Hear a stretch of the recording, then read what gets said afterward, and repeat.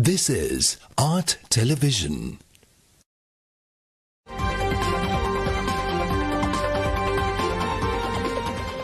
Coming up, State of Business, sponsored by IWS Aviation.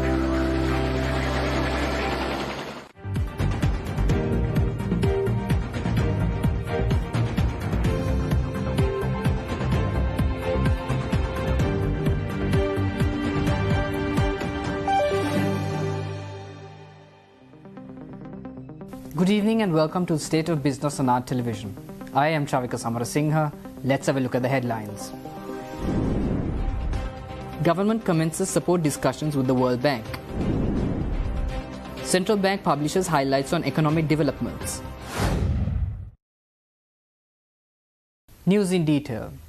The government and the World Bank recently commenced discussions on future assistance programs, including budget support and development policy operation. Senior World Bank and government officials met at the Presidential Secretariat under the patronage of State Minister of Finance, Shehan Semasinghe. So I think what you, the ADB and the IMF are trying to do is the President's vision, and you're supporting us with it. It seems, to the people of Sri Lanka and to some of the officials, it may seem that we have been pushed against the wall because we are in economic crisis and therefore we are doing it. But this is not the case. This president, this is his vision. This is his vision for the country. He in fact has some of the things he wants to do are beyond what we are talking about here, what the IMF is talking about, what the World Bank is talking about. He's actually far ahead in that sphere. So I think it's important that we all come together and work hard on this, work hard on developing the roadmap, then staying on time, on the timelines.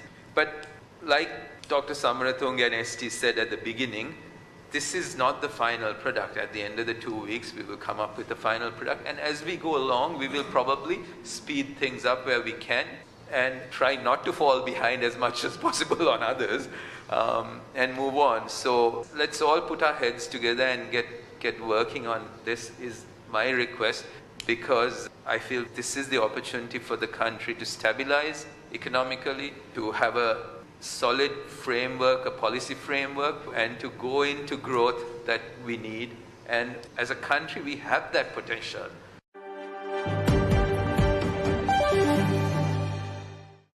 The Central Bank of Sri Lanka yesterday published the report Recent Economic Developments, Highlights of 2022 and Prospects for 2023. The publication can be downloaded via the Central Bank website in Sinhala, Tamil or English. According to the report, the economy, which faced extreme headwinds and heightened uncertainty during the first half of 2022, has shown signs of stability in the second half of the year. This was helped by policy interventions undertaken to steer the economy to transit towards a path of stable and sustainable growth over the medium term. Although the economy was on the path to recovery, its progress was muted by the entrenched twin deficits in the government budget and external current account. The steady rise in inflation to historically high levels since the beginning of the year has hollowed out household purchasing power. Moreover, the expansionary fiscal policy with the low tax regime introduced in late 2019 fueled inflation. Monetary tightening efforts were accelerated to avoid possible de-anchoring of inflationary expectations and arrest lingering demand-driven pressures. Supported by these measures and the easing of supply-side pressure, inflation commenced moderating along the envisaged disinflation path in October 2022. Considering the progress made thus far in relation to the IMF Extended Fund Facility Program, the economy is expected to transition towards recovery in the latter part of 2023. Nevertheless, this will hinge on policymakers' unwavering commitment to implementing policy reforms in a timely, holistic and efficacious manner.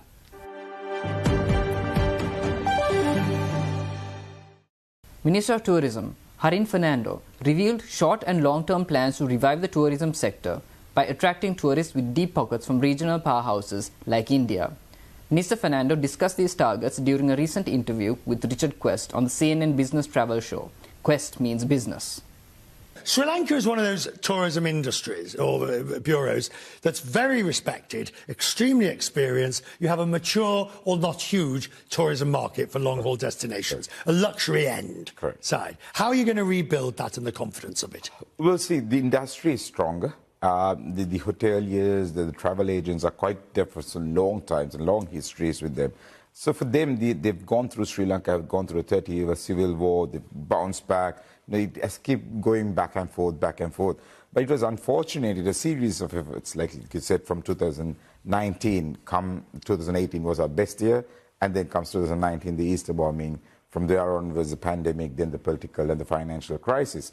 But right now what we see is Sri Lanka, if we are to come out of this, tourism is one industry that Sri Lanka really needs to put our hands up and really perform at this moment. It is a task, but look around the world, everywhere you see issues, everywhere is a mess. So I think Sri Lankans, even though we're in a mess, we look a little bit better because we have a very good product to sell. Sri Lanka as a product has something for everyone in Sri Lanka. So where are you putting your firepower, if you will? Is it, I mean, you get a lot from India and coming, that's almost like a major highway going up and down. But the heavy spend from Europe, Australasia, that's where you really need to grow as well. So we have a short-term and a long-term plan. Short-term is jumping into India, getting all the Indians to come into Sri Lanka at the moment because there's a massive middle class in India, over 230 million travelers. We've got a lot of brands like MasterCard, people like them promoting Sri Lanka for the Indian market as well as the Bangladeshi market. So that's our short-term goal. But the long-term, we're looking at even Europe. When come hit the winter, the gas prices are going to be so high, it's still cheaper to come to Sri Lanka and have a nice holiday and enjoy in luxury on the beach and do your work from home. We've done Business Traveller from Sri Lanka. We'll be back there to do Questmeets Business as well. Sir, I'm very grateful to you. Thank you very much, Minister. Thank you. Stay tuned. We will return after this commercial break.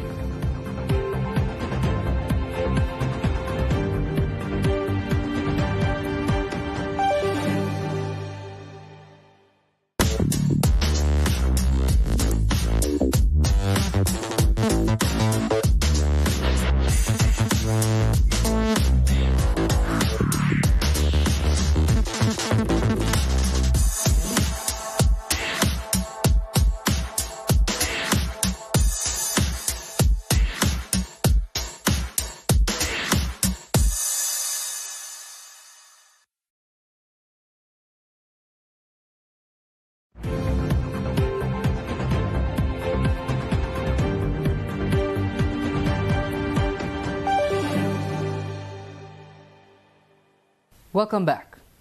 The Republic of Korea, through the Food and Agriculture Organization of the United Nations, is investing $1.2 million to strengthen shrimp aquaculture in Sri Lanka. The investment is part of a global project implemented by FAO in Sri Lanka with a total investment of $3.9 million.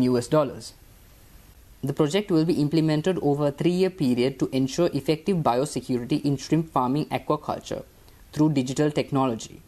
Through the project, FAO will build national capacity on various aspects of health management, biosecurity, food safety, analysis and biosecurity systems. It will also establish robust disease early warning and monitoring systems that will support the sustainable development of the shrimp aquaculture sector. The spread of disease continues to be a constant constraint to sustainable aquaculture development, limiting yield, reducing profit and preventing investment. Improving the biosecurity of the aquaculture sector enables countries to grow more food efficiently. This increases income, improves resilience, and reduces vulnerability to the impact of higher food prices and other constraints to national food security. Minister of Fisheries, Douglas Devananda, emphasized the ministry's commitment to strengthening the aquaculture sector in Sri Lanka and expressed his appreciation for the support. FAO representative for Sri Lanka and the Maldives, Vimalendra Sharan, points out that this project will introduce sustainable approaches to strengthen the aquaculture sector in Sri Lanka.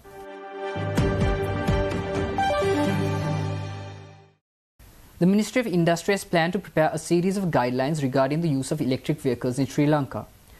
Through the implementation of these guidelines, it is hoped to popularize electric vehicles as well as streamline their use. These guidelines will be implemented across all imported electric vehicles and accessories, electric vehicle assembly work, and electronic waste disposal. Through its implementation, it is hoped to popularize electric vehicles in Sri Lanka, as well as streamline their use. Currently, the Ministry of Industry is preparing a series of policies on motor vehicles and hopes to publish the guidelines along with these policies. These electric vehicle guidelines target long-term benefit. They will handle the disposal of electronic waste. This includes disposal of batteries and will pave the way to reduce fossil fuel use. Minister Pathirana hopes to implement these guidelines as soon as possible. It was expected that the contribution of the public sector will equal that of the private sector. Meanwhile, the United States Agency for International Development, USAID, has agreed to support this program.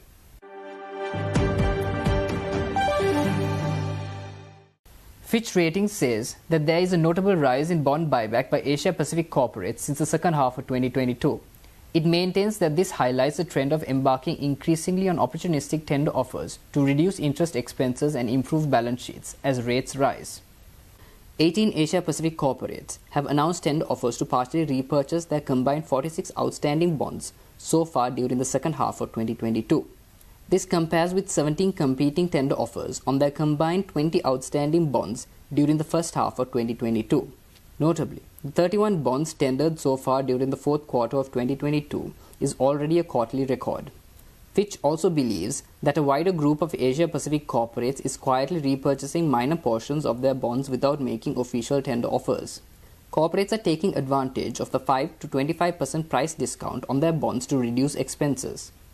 Moreover, companies with robust cash flows are using the opportunity to proactively minimize balance sheet risk by reducing outstanding bonds maturing over the next 2 to 3 years. By sector, the energy and utilities issuers accounted for 5 of the 18 making tender offers, followed by the metals and mining and the telecom sectors, each with 3 corporates. Higher commodity prices over the past year have boosted cash flow generation in the energy and utilities and metals and mining sectors.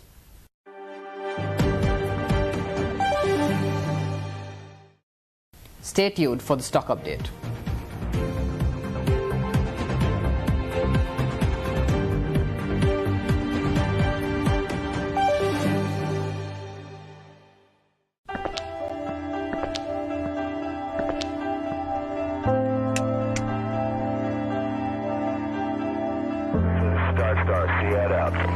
IWS Aviation.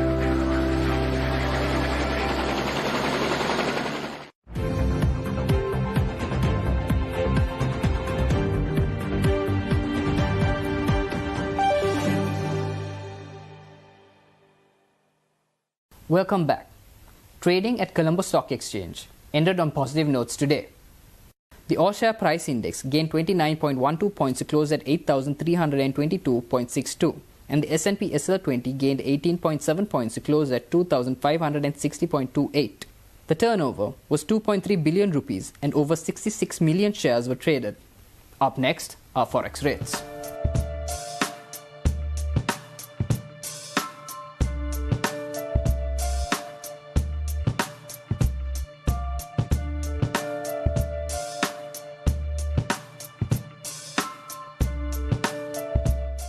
That's all our news for today. For this and more, subscribe to our channel on YouTube and follow us on Facebook. Take care and good night.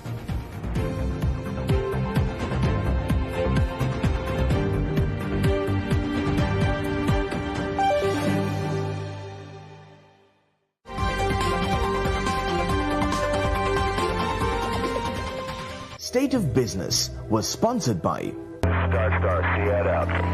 IWS Aviation.